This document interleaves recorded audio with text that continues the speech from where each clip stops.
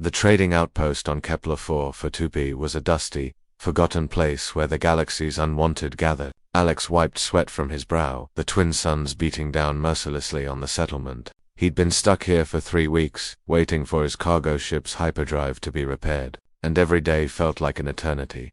The market square bustled with alien vendors hawking their wares, crystalline fruits from the Andromeda sector, biotech implants from Proxima stations, and weapons that no civilized world would permit. Alex kept his head down, clutching his water canister close. On this desert moon, water was more valuable than credits. That's when he heard the whimpering, 2 small creatures, huddled behind a stack of cargo containers, their translucent skin showing signs of severe dehydration. They were crystallians, a rare species from the outer rim. Their bodies, normally shimmering with internal light, had dimmed to a dangerous gray. The smaller one couldn't have been more than 5 standard years old.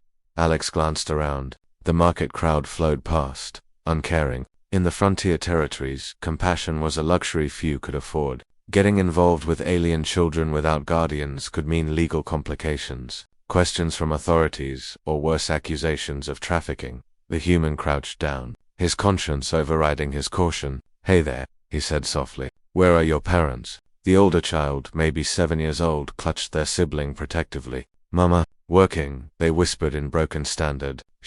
She'll come back. She promised." Alex's heart clenched. He'd seen too many abandoned children on frontier worlds, casualties of the galaxy's indifference. He unscrewed his canister and offered it to them. "Here, drink slowly." The children's eyes widened in disbelief. Water, precious, life-giving water, offered freely by a stranger. The older child reached out hesitantly, then grabbed the canister and helped their sibling drink first.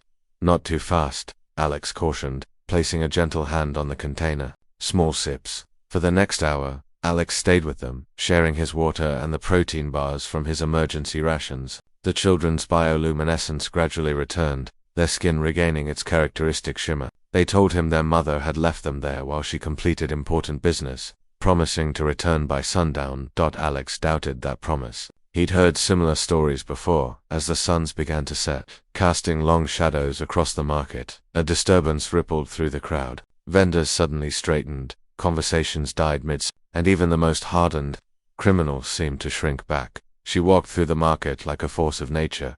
Rose stood nearly 7 feet tall, her body a perfect fusion of human DNA and military-grade cybernetic enhancements. Scars crisscrossed her arms, some from plasma burns, others from close-quarters combat that no sane person would survive. Her eyes, one natural brown and one replaced with a targeting implant, scanned the crowd with predatory precision. She was a legend. The Crimson Rose. They called her the woman who'd single-handedly held off an entire Vraxian war fleet at the siege of Titan's Gate.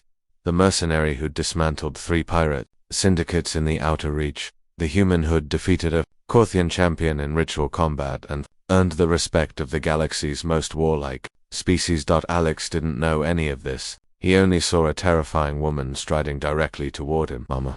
The children squealed with joy, running to her. Rose's fierce expression melted instantly. She dropped to one knee, gathering both children into her arms with surprising gentleness. "My little stars," she murmured, checking them over. "Are you all right?" "The human gave us water, Mama," the older child said, pointing at Alex. "He shared his food." Rose's gaze locked onto Alex, and he felt his survival instincts screaming at him to run. Her targeting implant word, analyzing him, no doubt cataloging every weapon he carried, none, and assessing his threat level minimal. Alex raised his hands slowly. They needed help." Rose stood, her full height even more imposing up close. The market had gone utterly silent. Everyone knew what happened to people who touched the Crimson Rose's family. She walked toward him, each step deliberate. Alex's mouth went dry. Then Rose placed her hand on his shoulder, not a threat, but a gesture of respect. "You gave them water," she said, her voice rough from years of shouting commands across battlefields. "On this moon, that's worth more than credits. That's worth a life debt." In my culture," Rose explained, her grip firm but not painful. "Saving a child's life creates an unbreakable bond. You protected what's most precious to me when I couldn't be here." Her expression softened fractionally. "Most people would have walked past. You didn't." Alex swallowed hard. "They were just kids. Anyone would have known," Rose interrupted. "They wouldn't. I've seen entire stations turn away from suffering. But you, a human with nothing to gain and everything to risk, you stopped." She released his shoulder and extended her hand properly. Rose Valerian, and I'm in your debt. Alex Moreno, he managed, shaking her hand. Her grip could have crushed steel, but she held back.